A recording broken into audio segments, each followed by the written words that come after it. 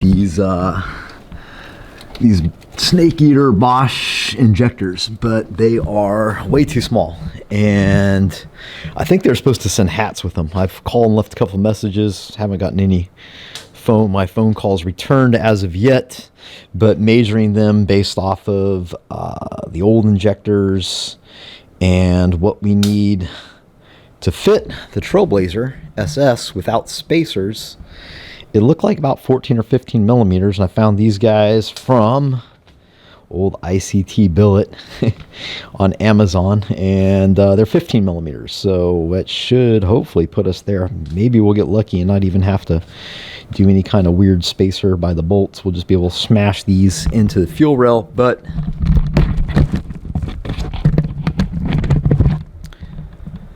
that is where we're at, and that's what we're doing, is getting the injectors finished up so we can finish up the system. So yeah.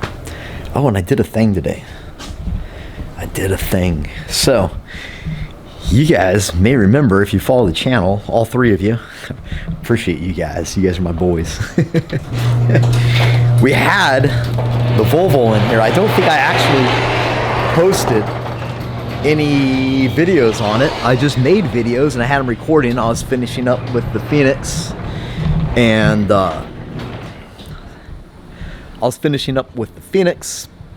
and the Phoenix spun a rod, and that put it in the garage to do an engine swap, and then sensuous, and that turned into probably a year and a half of add-ons, add-tos, more fabrication and stuff. But I love the Volvo wagon.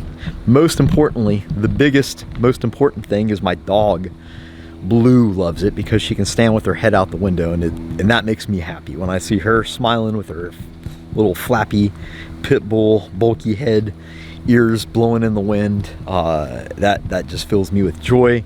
So that by default just makes this wagon my favorite car, and it's really nice. I mean, it really is. Like, you get inside it and you feel like, oh yeah, this is a luxury car. I mean, it's a luxury car from 1993, but it is a luxury car.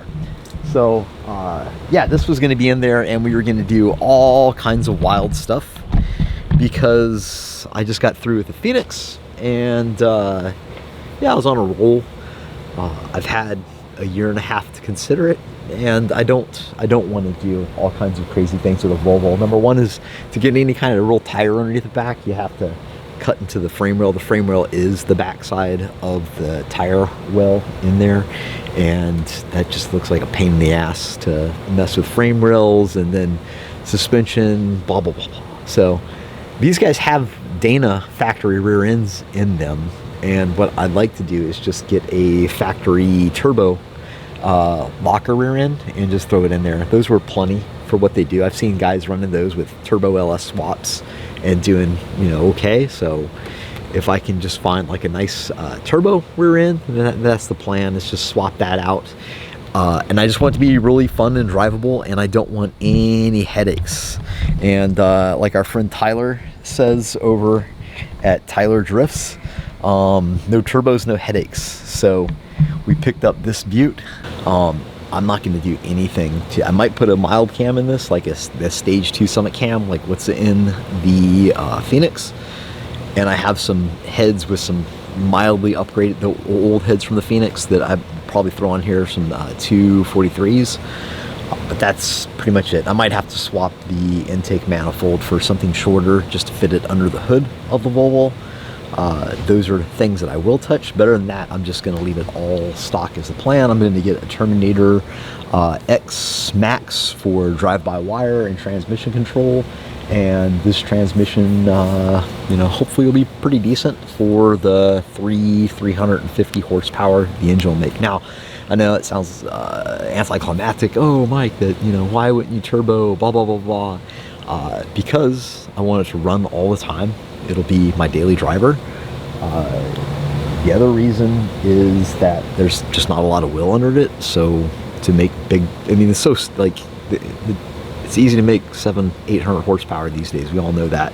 And it's too much for the Volvo. The Volvo literally has, I would guess if we were able to dyno it, I know I've said this many times, but I would put it about 60 or 80 horsepower. It's so underwhelmingly slow. It's dangerous. It's like literally dangerous. Like I wouldn't let my wife drive it just because it can't get out of its own way. So if you make a mistake and you need to get out of somebody's way in a hurry, you just can't. It doesn't have the power to do it. So this will be perfect. It'll add plenty of power for the wagon and still be fun. We can keep all the stock wheels, brakes, blah blah blah blah, axle. It'll make it cheap, which is also kind of fun. It's not always fun blowing just thousands of dollars and fighting battles. Sometimes it's easy. It maybe feels a little better to spend less money and just have easy accomplishments. You know, you don't have to fabricate a whole turbo system or any of that stuff. Poor thing's been sitting out here just forever. But yeah, it was all, we were about ready to pull the engine when we got terribly sidetracked with the Phoenix. And so I'll be excited. She's such a cream puff, man. She's so nice. And I pulled this, you have to look at this. So the air conditioner system in the Phoenix, you guys seen it, it's just a little box, bloop, right here. This whole thing is just like one big air conditioning unit. So all that's got to come out. And we got to sort through that, and then that wiring loom, like, oh my goodness. You talk about fear and intrepidation. Yeah, so we got to sort through all of that wiring. So there's two different ways that we can go with this. One is to do kind of like a standalone harness, like a body control module, one of those new deals with the Bluetooth and all that good stuff. And then there's my idea is just to swap the engine transmission, hook up the computer, the Terminator, it'll be Terminator X Max with transmission control drive-by-wire, and just rock out and hope everything works, the windows and turn signals, lights, etc., which do work right now. Like I had the windows down because I rolled all the windows down when I was in the shop before I started tearing it apart, and it was easy to hook the wires back up and get the windows and everything, the sunroof and everything closed up. So excited to get this car done because I really like it. It's just a nice beige and green commuter. So anyway, happy to show you guys that. I hope you guys are excited to hear that. I think it'll be a fun build, just keeping it simple. We're going to try to keep it simple. We're going to use the KISS principle. Y'all familiar with that? I'm sure you are.